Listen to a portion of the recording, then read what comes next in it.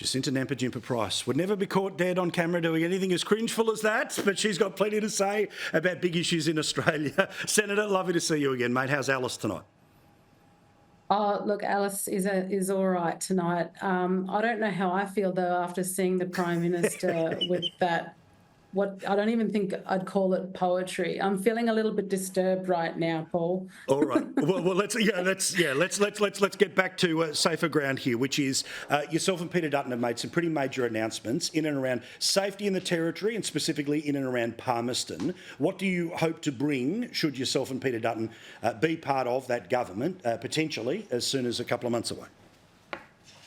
Look, safety is a key issue right throughout the Northern Territory and, particularly places like Palmerston. And we've got a wonderful candidate in Lisa Bayliss up there who has done the hard work to find out what the community needs are, which is why we were able to make this announcement of $368,000. It's simple, really.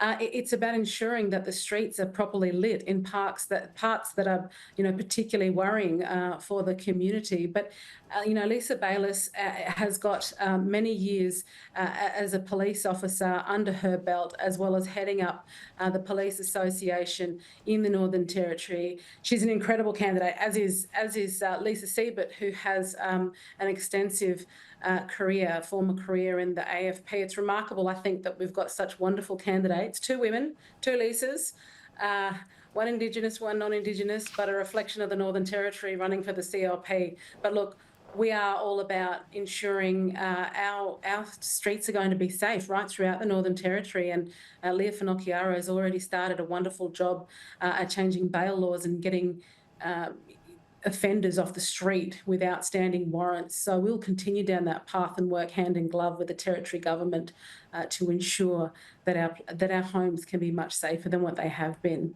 I love between yourself, these candidates, the Chief Minister, the future is female and the future is bright in the Northern Territory. All of those options are there on your ballot. Let's talk about another scenario here involving the Central Land Council and its chair. You've got some pretty significant concerns about things which are being discussed in relation to this person's past. Yeah, look, absolutely. I mean, there's he's got a horrible rap sheet of DV that we have uncovered through. Now, the Land Council should have done their background checks on those that were putting their name forward to be proper persons for those positions as chair. And he was previously the deputy chair. Now he's chair. He's trying to say that he has fronted up to domestic violence rallies and spoken about his issues as an offender. But unfortunately, what we see is those that run to the defence of these men, and there's a number of them that we've called out recently as chairs of Indigenous organisations. But when these men are defended, what do we tell the victims? What do we say to the women who've been on the receiving end of violent perpetrators, that your voices aren't as important as those who are in powerful positions making decisions about vulnerable communities that experience the highest rates of domestic and family violence. We would not allow for those standards under any other circumstances in this country, certainly not if this was a non-Indigenous person in a chairperson's position. But half our problems as to why we cannot tackle, the scourge of violence is because we make excuses for those who've got significant criminal history to be in positions of power. But that's what's been brought to my attention over and over again, and I'm here to say it's not good enough.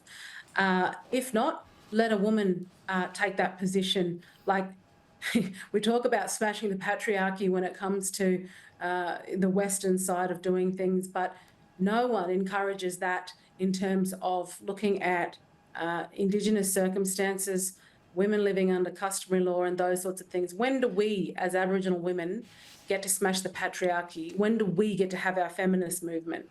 Bloody oath. Just sing it. I mean, what is so offensive about this situation as well is, and I've only got about a minute here, so I'm sorry, but the idea that these people just keep going around and around and around the system, as opposed to, sorry, you don't get to play anymore. You don't get to be a leader because you, by your own actions, have given up the right to call yourself one.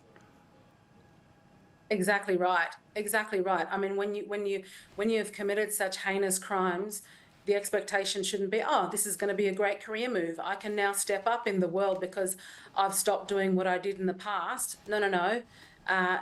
Go ahead, continue to call out violence if that's what you think you want to do as part of your being a changed person, but don't expect that you should be able to be in a powerful position that makes determinations for communities, vulnerable communities. That should not be accepted at all. Here. Good on you. Jacinta Price, find her in all the different places of social media. Give all the strength to her arm. I love talking to her. Let's do it. Plenty more between now and fingers crossed when you become a minister. Thank you, mate. All the best. Thank you.